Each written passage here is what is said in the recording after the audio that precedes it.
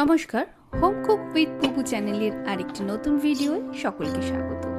আজকে আমি তোমাদের সাথে শেয়ার করছি খুব সহজে কিভাবে তোমরা একেবারে ঝরঝরে পোলাও বানাতে পারবে।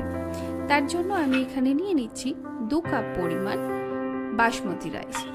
এবার এর মধ্যে 2 গ্লাস জল অ্যাড করে ভালো করে চালটা ধুয়ে নেব।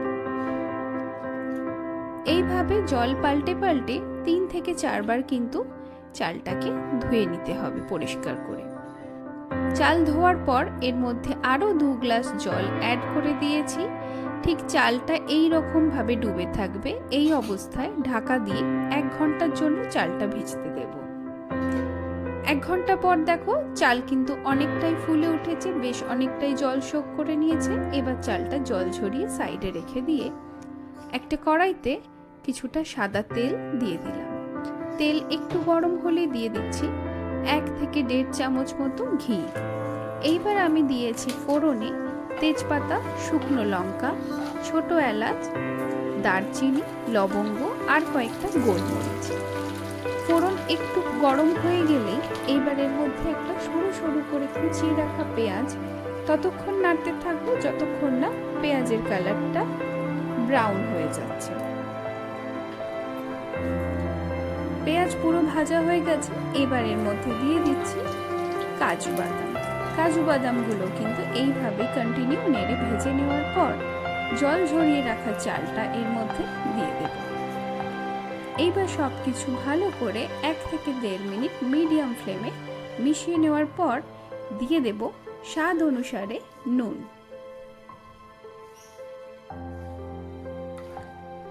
নুন দিয়ে ভালো করে আবার মিশিয়ে নেব। আর গ্যাসের ফ্লেমটা কিন্তু থাকবে মিডিয়ামে। এইবার আমি দিয়ে দিচ্ছি একটু কিশমিশ আর দিয়ে দিলাম 1 কাপ পরিমাণ দুধ। আমি যে কাপে চাল মেপেছিলাম ঠিক সেই কাপেই কিন্তু 1 কাপ দুধ আর 2 কাপ জল আমি অ্যাড করলাম। মানে 2 কাপ জলে 3 কাপ লিকুইড, এইটা কিন্তু পরিমাণ থাকবে।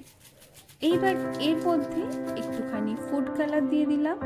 এই সময় তোমরা চাইলে এতে জাফরান দিতে পারো, তাতে ফ্লেভারটা আরও ভালো আসে। এইবার এটা হাই ফ্লেমে 10 মিনিটের জন্য সিদ্ধ হতে দেব। 10 মিনিট পর গ্যাসের ফ্লেমটা কমিয়ে এর মধ্যে দিয়ে দেব 3 থেকে 4 চামচ চিনি। চিনিটা অবশ্যই কিন্তু তোমাদের স্বাদ অনুযায়ী মেশাবে। এইবার খুব হালকা হাতে সাবধানে চিনিটা কিন্তু মিশিয়ে নিতে থাকবার। গ্যাসের ফ্লেম কিন্তু একেবারে লো করে দেওয়া হবে। চিনিটা ভালো করে মিশিয়ে নেওয়ার পর এইবার গ্যাস থেকে তুলে নিয়ে একটা তাওয়া বসাবো আর গ্যাসের ফ্লেমটা হাই করে এর উপরে কিন্তু 5 মিনিট হাই ফ্লেমে এটা দম দেব। স্টিমটা যাতে বেরিয়ে না যায় তাই উপরে একটু ভারী কিছু দিয়ে দিলাম। 5 মিনিট দম দেওয়ার পর এইবার এই রকম দেখতে হবে। উপর থেকে ছড়িয়ে দেব ফ্লেভারের জন্য একটু কেওড়া জল। তারপর এটা ঢাকা দিয়ে আরও 5 মিনিট লো ফ্লেমে রেখে দিলে রেডি হয়ে যাবে একেবারে ঝরঝরে দারুণ স্বাদের পোলাও। রেসিপিটি কেমন লাগলো কমেন্ট করে কিন্তু অবশ্যই জানিও। আর যারা এখনো চ্যানেলটি সাবস্ক্রাইব করনি তাদের কাছে রিকোয়েস্ট চ্যানেলটি সাবস্ক্রাইব করে পাশে থেকো। আর রেসিপিগুলো কেমন লাগছে কমেন্ট করে কিন্তু অবশ্যই তোমাদের মতামতগুলো শেয়ার করো। দেখতেই পাচ্ছ পোলাও কিন্তু কতটা ঝরঝরে হয়েছে। এটাই হলো পোলাও তৈরির কিন্তু অ্যাকচুয়াল পদ্ধতি।